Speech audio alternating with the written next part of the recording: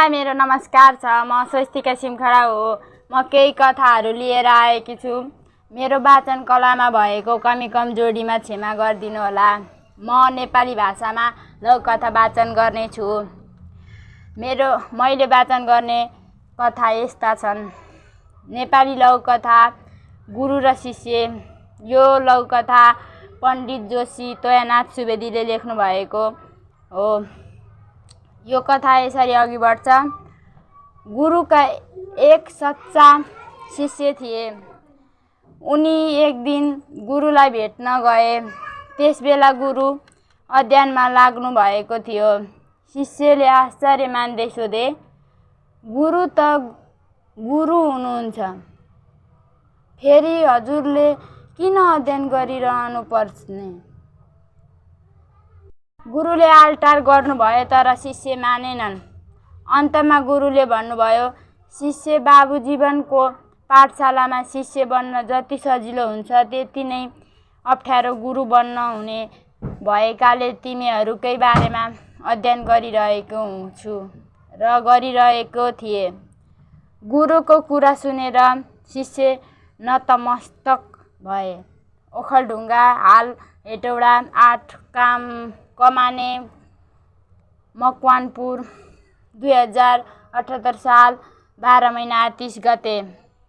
सबैलाई मेरो नमस्कार। म प्रतिमा सिंह दनवार हुँ। म केही कथाहरू लिएर आएकी छु।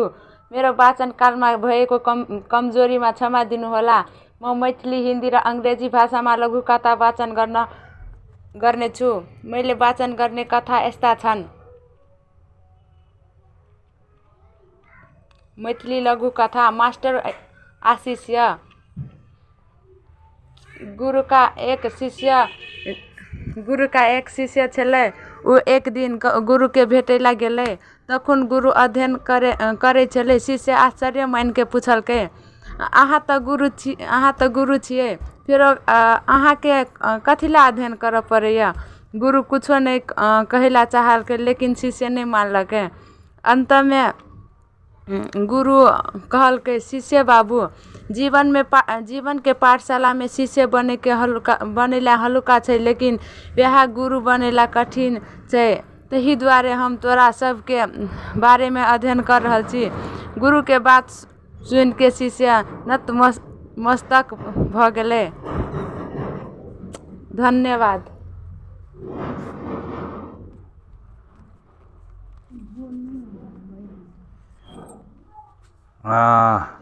भर्खरै हामीले दुईजना वाचकको कुरा सुन्यौँ।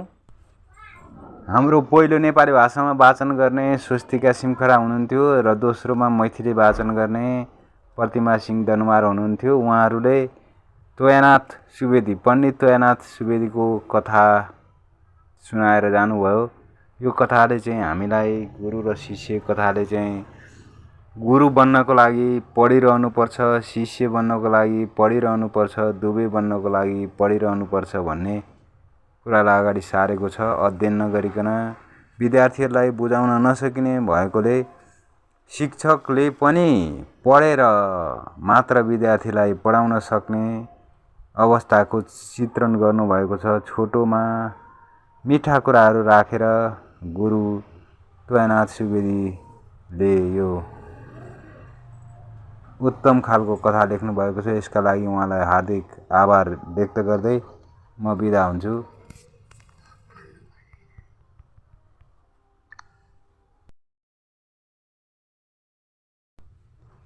नमस्कार। नयाँ वर्ष 2079 को सबैमा शुभकामना सहित म लक्ष्मी रिजाल यहाँहरू समक्ष एउटा लघुकथा वाचन गर्न गइरहेको छु। यो लघुकथाको शीर्षक हो जिन्दगी। यो लघुकथा रचना शर्माले लेख्नु भएको हो। कथा अब यसरी अगाडि बढ्छ। वर्षौंदेखि भित्तामा गडिरहेको काँटीले पात्रोतिर हेरेर भन्यो, पात्रो भाइ, कहाँ जान लागेको? तिखे दाई, भोलिदेखि म फेरिने छु, नयाँ रूप धारण गरेर आउने छु। तिमी जस्तो सधैँभरि भित्तामा गडेको गडै भएर बस्ने हो र म? पात्रोले फुर्तिलाउँदै भन्यो। पात्रोले आफूलाई व्यङ्ग गरेको देखेर काँटीले धैर्य भएर भन्यो, ठिक भन्यो भाइ, जसको रूप बदलिरहन्छ त्यसको अस्तित्व नै क्षणिक हुन्छ। कथा यहीँ समाप्त हुन्छ। नमस्कार, धन्यवाद। भर्खरै यहाँहरूले रचना शर्माको लौकथा जिन्दगी सुनेर जानुभयो। यहाँ सुनाउने व्यक्ति हुनुहुन्थ्यो लौकथा पाठ्यश्रव्य दृश्य प्रतिष्ठानकी व्यवस्थापक म्याडम लक्ष्मी रिजाल। उहाँले आज 2079 साल वैशाख 1 गते यो नयाँ वर्षको नयाँ दिनमा पहिलोपटक लौकथा पाठ्यश्रव्य दृश्य प्रतिष्ठानमा आफ्नो आवाज दिनुभएको छ। उहाँले आफ्नो आवाज दिनलाई लौकथा जिन्दगीलाई नै रोज्नु भएको छ। त्यो पनि लौकथा आधुनिक लौकथा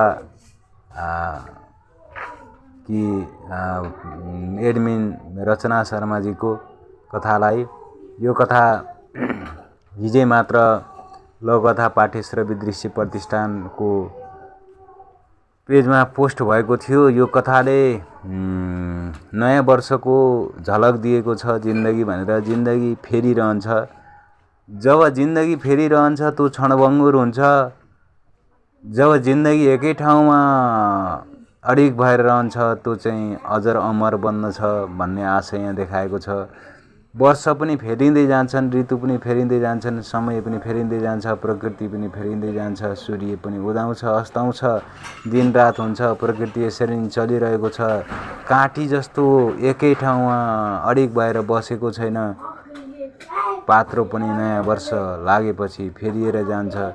यसरी चराचर जगत नै फेरिएर जाने अवस्थालाई यो लौकथाले सङ्केत गरेको छ। यस्तो मिठो र रसिलो र छोटोमा अनगिन्ती कुराहरू समेटेको लौकथाका लागि रचना शर्मालाई हार्दिक धन्यवाद दिँदै, हार्दिक बधाई भन्दै र पहिलोपटक भएकी हाम्रा व्यवस्थापक म्याडम र लक्ष्मी रिजाललाई पनि हार्दिक स्वागत र हार्दिक धन्यवाद दिँदै अहिले म विश्लेषक अहिले यहाँहरूबाट बिदा हुन चाहन्छु। धन्यवाद। सबैलाई मेरो अर्को नमस्कार कथाको छ। लागि म स्वस्तिका सिमखडा हो।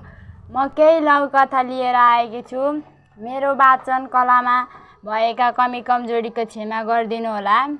म नेपाली भाषामा लौकथा वाचन गर्नेछु। मैले वाचन गर्ने कथाहरू यस्ता छन्। नेपाली लौकथा परजीवी। यसका लेखक नन्दलाल आचार्य। यो कथा यसरी अघि बढ्छ। मेरो छोराको नाम गभर्नर हो। ऊ अहिले ठ्याक्कै 8 वर्षको भयो। ऊ झोक्राएर बसिरहेको थियो। उसमा भएको बालसुलभ तत्परता हराइसकेको थियो। ऊ एक पौडले अपनाउने गम्भीरता अपनाइरहेको थियो। त्यसको बदलिएको स्वभावले मलाई हैरानी थपिरहेको थियो। छोरा खुसी कहाँ गयो? एक्कासी मैले प्रश्न सोधेँ। जवाफमा उसले भन्यो, मलाई सोधेर गएको छैन, मैले कतै पठाएको होइन। उसले मेरो प्रश्न नै बुझेनछ। मलाई हाँस उठ्यो तर म मुस्कुराएँ मात्र।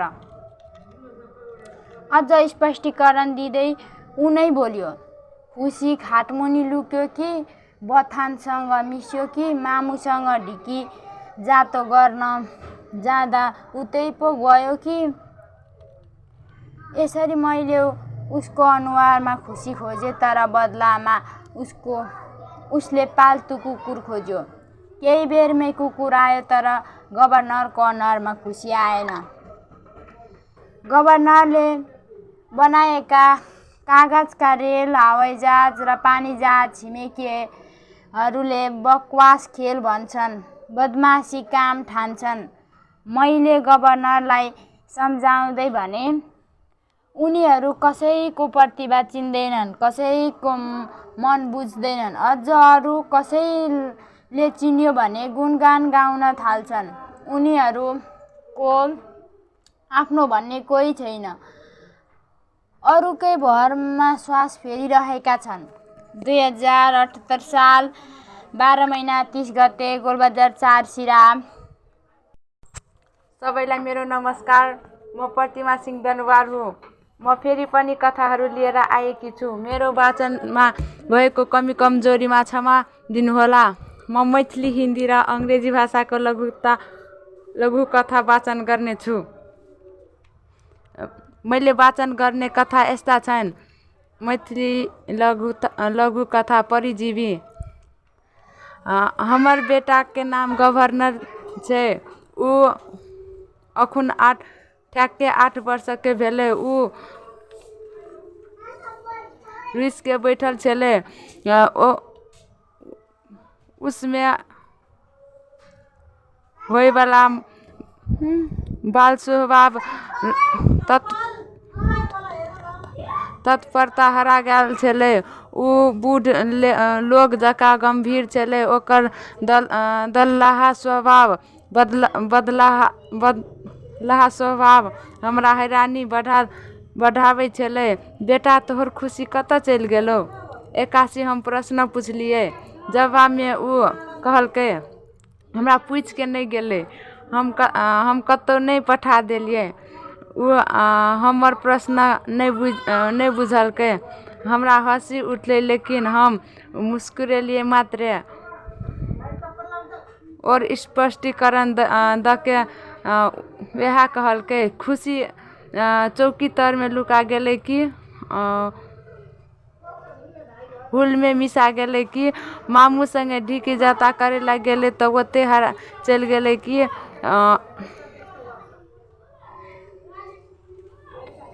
एहन के हम ओकर मुँह पर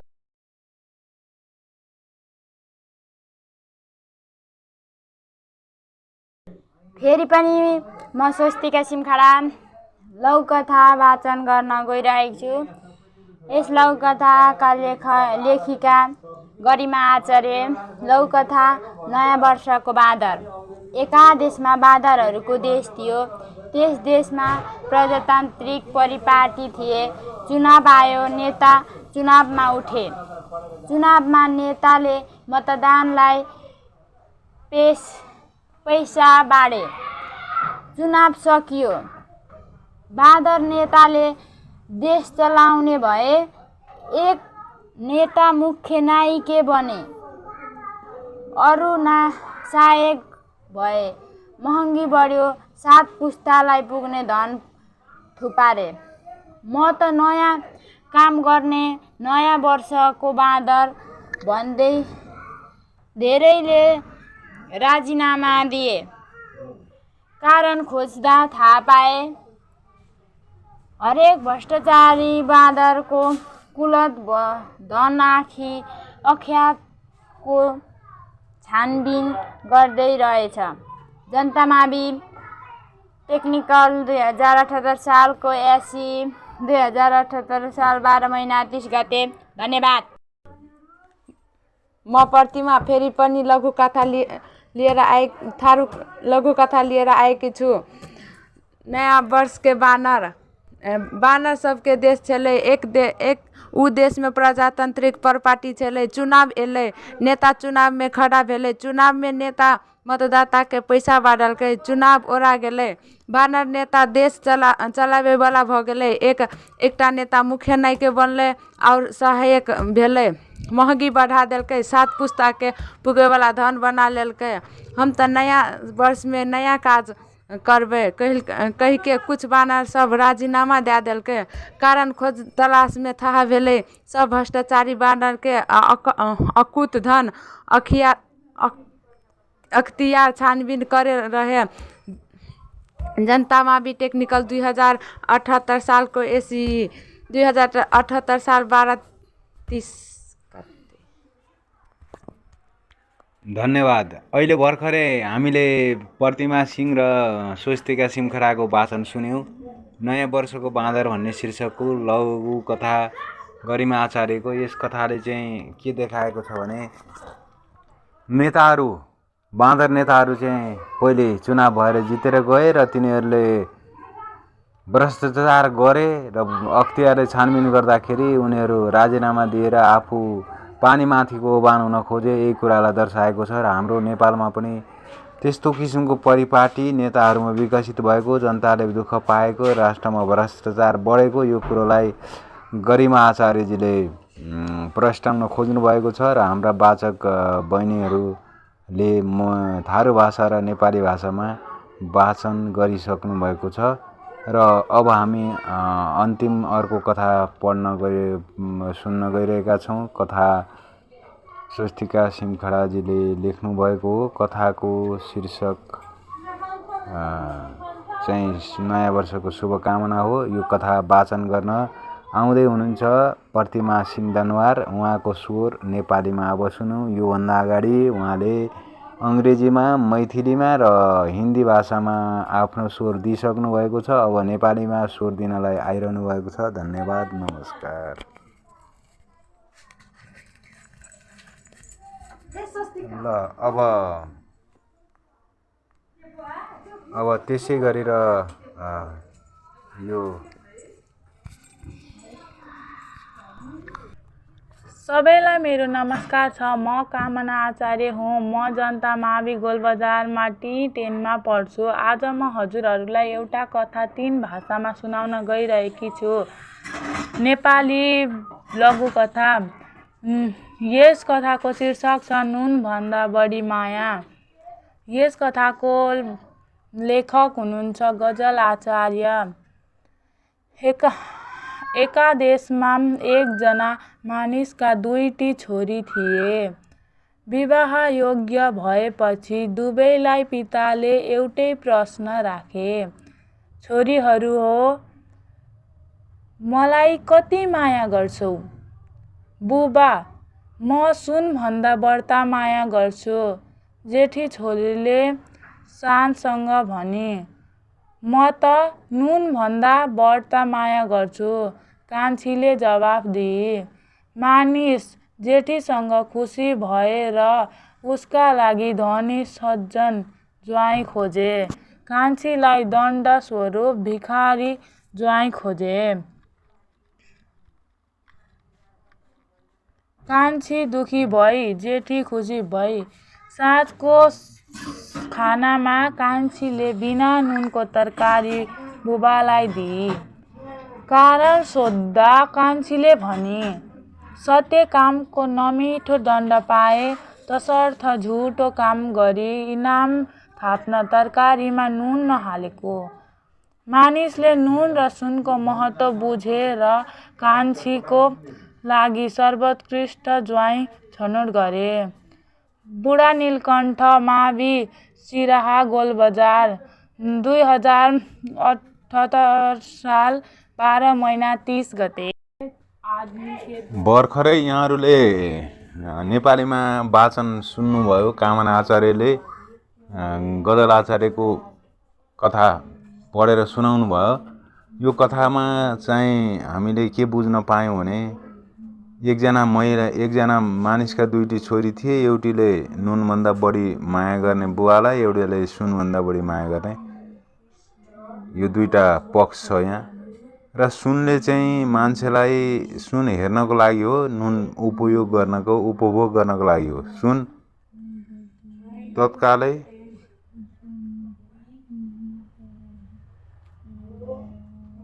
चाहिँ प्रयोग गर्न सकिन्छ, तर सुन चाहिँ गर्न सकिँदैन। त्यस हिसाबले सत्य चाहिँ यही हो कि जीवनको जुन काम लाग्ने चिज हो तत्कालै त्यसैलाई बढी प्रेम गरिन्छ। सुनलाई प्रेम गरेर हामी बाँच्न सक्दैनौँ, जीवन चल्दैन। नुनलाई प्रेम गर्यो भने जीवन चल्छ। यही पक्ष चाहिँ सत्य पक्षलाई उद्घाटन गर्ने काम कान्छी छोरीले गरेकी थिइन्। तर उनलाई सजाय स्वरूप एउटा भिखारी ज्वाइँ मिलेको प्रसङ्ग यहाँ कथामा देखाइएको छ। र त्यसबाट उनको मनमा खिन्नता आउँछ अनि उनले सत्य बोल्दा पनि मलाई बुवाले सजाय दिनुहुन्छ भने म असत्य नै बोलौँ भनेर उनले नुनलाई चाहिँ कम महत्त्व दिएर बुवालाई नै महत्त्व दिनको लागि, नुन त कम महत्त्वको रहेछ भनेर उनले तरकारीमा नुनै हालेनन्। यसबाट बुवाले चाहिँ सुनभन्दा नुनको महत्त्व बढ्ता बुझिन् र यसअनुसार कथामा हामीले विश्लेषण पाउँछौँ कि हामीलाई चाहिने चिजहरूलाई हामीले सम्मान गर्न सक्नुपर्छ। अचाहिँदा धेर महँगा चिजहरूलाई धेरै महत्त्व दिएर अगाडि बढ्नु जरुरी छैन। यति भन्दै म अर्को प्रसङ्गमा अर्को विश्लेषण लिएर आउनेछु। धन्यवाद। अब म हिन्दीमा भन्न गइरहेकी छु हिन्दी लघुकथा। यस कथा के शीर्षक है नमक से अधिक प्रेम। इस कथा का लेखक गजल आचार्य है। एक देश में एक आदमी की दोनों बेटे थे। विवाह योग्य होने के बाद में दोनों के लिए पिता यह समान प्रश्न रखे, बेटी आप मुझे कितना प्रेम करती हो? पिताजी, मैं आपको सोने से भी ज़्यादा प्रेम मैं करती हूँ। सबसे बड़ा बेटी ने उत्तर दिया, मैं आपको नमक से भी ज़्यादा प्रेम करती हूँ। सबसे छोटी बेटी ने उत्तर दिया। आदमी सबसे बड़े बेटी के बात से खुशी हो गया और उसके लिए अमीर सज्जनों दामाद खोज लिया। सबसे कम उम्र के लिए सजा स्वरूप याचक दामाद खोज लिया।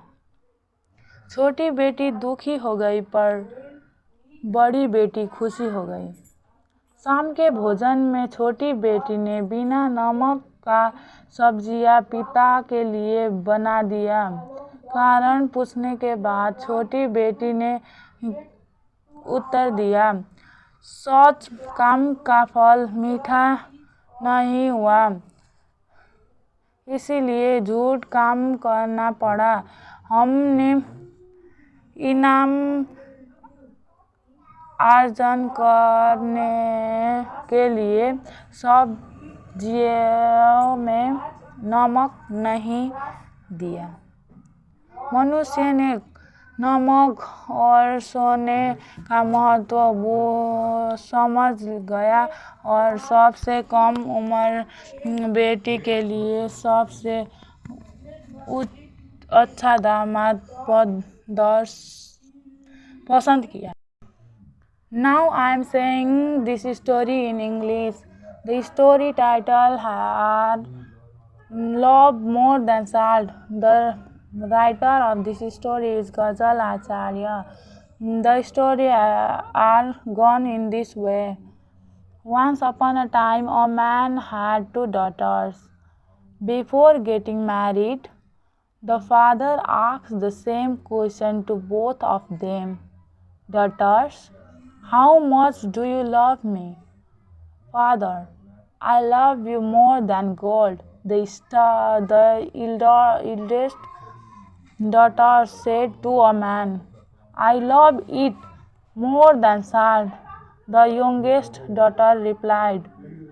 The man was happy with the eldest and sought a rich gentleman's son-in-law for her. As a punishment for the youngest daughter, he called a beggar as the son-in-law.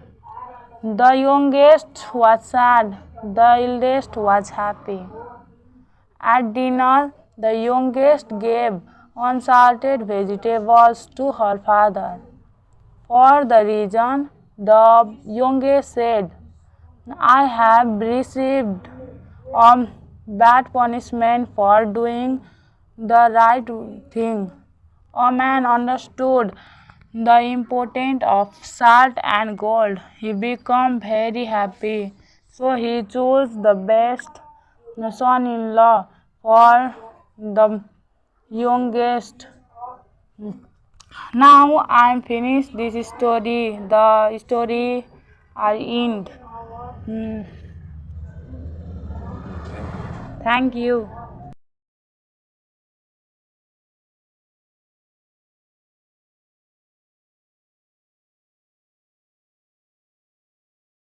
दुईवटा भाषामा सुनाउन गइरहेकी छु। लघुकथा नयाँ वर्षको भतेर लेखक कामना आचार्य। एका देशमा विदेश जस्तै देश थियो, त्यस देशमा वस्तुको भाउ बढेको थियो, मान्छेको मूल्य घटेको थियो। चुनाव आयो, नेता नम्र भए, मतदाता बाठा ठहरिए। चुनाव सकियो, नेता राक्षस भने, मतदाता दुलो बसे। नेताले कुर्सीमा बसेर र मतदाताले अँध्यारोमा पसेर नयाँ वर्षको भतेर भन्दै पेटभरि खाए। अझै खाँदै छन्। मतदाताले नेताको मन खाए, नेताले देश नै खाए। 2079 वैशाख 1 गते T9 का जनता मावि सिराहात। राम्ररी भएन। अब म त्यही लघुकथा हिन्दीमा भन्न गइरहेकी छु। हिन्दी लघुकथा नई साल का भोज। लेखक कामना आचार्य। एका देश में देश जैसे देश था।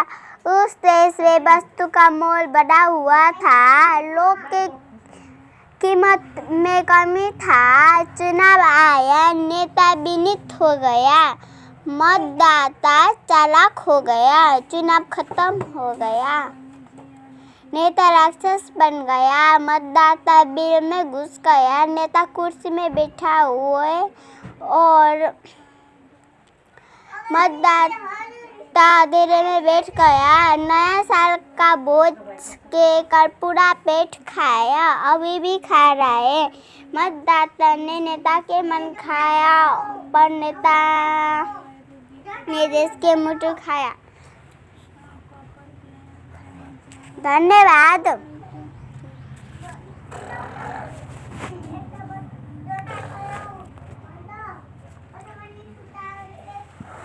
नमस्कार। भर्खरै हामीले हिन्दी लघुकथा नई सालका भोज भन्ने कथा सुन्यौँ।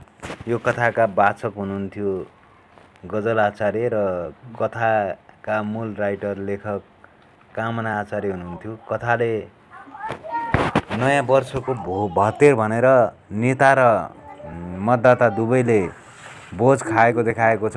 चुनाव हुनु अगाडि मतदाताले पैसा बाँड्दै हिँडेको र चुनाव सकेपछि कुर्सीमा बसेर देशलाई लुटेर भोज खाएको देखाएको छ भने मतदाताले चाहिँ नेताहरूबाट लिएको पैसाले अँध्यारोमा बसेर भोज खाएको देखाएको छ। यसरी नेपालमा बढ्दो भ्रष्टाचारलाई यो कथाले सङ्केत गरेको देखिन्छ। भ्रष्टाचार बढ्दै बढ्दै सगरमाथा छोएको देखाइएको छ। भ्रष्टाचार नेताले मात्र गर्ने होइन, जनताले पनि गरिरहेका छन्। जनताले पैसाले नभएर नैतिक भ्रष्टाचार गरिरहेको परिदृश्यलाई कथाले एकदम स्पष्ट छर्लङ्ग साथ देखाएको छ। र यो मिठो र यति व्यङ्ग्यबाँड प्रहार गर्ने लघुकथाका लागि कामना आचार्यलाई धेरै धेरै धन्यवाद र बधाईका साथ यी श्रोता वर्ग सबैलाई नयाँ वर्षको शुभकामना भन्दै यो कथाको नमस्कार, म प्रतिमा सिंह दरबार फेरि पनि लघुकथा लिएर आएकी छु। नयाँ वर्षको शुभकामना। लेखक स्वस्तिका शिव खडा। एक गाउँ का राम बहादुर र श्याम बहादुर बीच वाकयुद्ध भयो। दुवैको झगडाको कारण नयाँ वर्ष थियो। राम बहादुर जनवरी 1 गतेलाई नयाँ वर्ष भन्थ्यो, श्याम बहादुर वैशाख 1 लाई मौलिक नयाँ वर्ष भन्थ्यो। दुवै सिंह गर्जनको रूपमा थिए। अन्त्यहीनमा द्वन्द्वको गन्तव्य थिएन। त्यति बेला म पुगे। दुवैको मुख बुझो लाग्ने गरी भने शुभकामना, शुभकामना र शुभकामना। उनीहरू छक्क परे। मैले थपे, हामी नेपालीहरूका लागि हरेक महिना जसो नयाँ वर्ष पर्छन्। सांस्कृतिक चालचलन सम्मान गरौँ, झगडालु संस्कार अन्त्य गरौँ। सम्पन्न 2079 1 बेलुका 2 उदयपुर। धन्यवाद। आज म अब म यतै रुक्दैछु। म फेरि पनि अर्को कथा लिएर भर्खरै प्रतिमा सिंह दनवारले कथा वाचन गर्नुभयो। लघुकथा नयाँ वर्षको शुभकामना। यो कथा स्वस्तिका सिमखराले लेख्नुभएको थियो। यो कथाले चाहिँ रामबहादुर र श्यामबहादुर बीच भएको वाकयुद्धलाई देखाएको छ र दुवैले आफ्नो आफ्नो इगो साधेका छन्। नयाँ वर्षको शुभकामना यही दिन हुनुपर्छ भनेर उनीहरूको कथन छ। तर हामी नेपालीहरू विभिन्न जात जाति भाषा धर्म सम्प्रदायका छौँ। सबैले आफ्नै किसिमका नयाँ वर्ष छन्। जस्तो राष्ट्रको नयाँ वर्ष नेपालीहरूको समग्र राष्ट्रको नयाँ वर्ष वैशाख 1 गते हो। अन्तर्राष्ट्रिय नयाँ वर्ष जनवरी 1 तारिक हो भने क्रिस्चियन धर्मावलम्बीहरूको क्रिसमस पहिलो नयाँ वर्ष हो। त्यस्तै माघे थारू जातिको माघी पर्वमा नयाँ वर्ष मनाउँछन्। त्यसै गरेर हामी लोसार पर्वहरू हिन्दू गुरुङ जातिहरू अरू यस्ता धेरै जातिहरूका चाहिँ नयाँ वर्ष बेग्ला बेग्लै हुन्छन्। त्यसैले नयाँ वर्षको शुभकामनाका नाममा बाँड भैलो मचाउनु इगो साध्नु चाहिँ जरुरी छैन। सबै मिलेर सबैको सोचाइ र विचार र भावनालाई सत्कार गरौँ, सम्मान गरौँ, यही संस्कृतिको विकास गरौँ भन्ने उद्देश्यका साथ स्वस्तिका सिमखराले नयाँ वर्षको आजको दिन 2079 साल वैशाख 1 गतेका दिन नयाँ वर्षको शुभकामना शीर्षकमा लघुकथा लेखेर लघुकथा पाठ्यश्रवी दृश्य प्रतिष्ठानमा पोस्ट गर्नुभएको छ। उहाँलाई हार्दिक बधाई र शुभकामना दिँदै यो लघुकथा वाचनको सम्पूर्ण कार्यक्रमहरू यहीँ अन्त्य गर्नलाई अनुमति चाहन्छु। धन्यवाद, नमस्कार। म नन्दलाल आचार्य। यहाँहरू सबैको जय होस्, मङ्गलमय होस्। नयाँ वर्ष 2079 सालले सबैको मनोकांक्षा पुरा गरोस्। हाम्रो 2078 सालको काममा भएका अधुरा कामहरू यस वर्षमा पुरा हुन्। सोचेको सबै कुरा फलीभाव होस्। राष्ट्रले समुन्नतिको पाठ पढोस्, बाटो लियोस्। नेपालीहरूको कल्याण होस्। विश्वमा फैलिएको भयावह विश्वयुद्धको अन्त्य रहोस् र सबै मानव सभ्यतामा एउटा नौलो सन्देश छर्न सकोस् भन्ने आशा र अपेक्षाका साथ लोककथा पाठ्यश्रवी दृश्य प्रतिष्ठानको आजको सम्पूर्ण वाचन कार्यक्रम यही अन्त्य भएको अनुरोध गर्दछु। धन्यवाद, नमस्कार।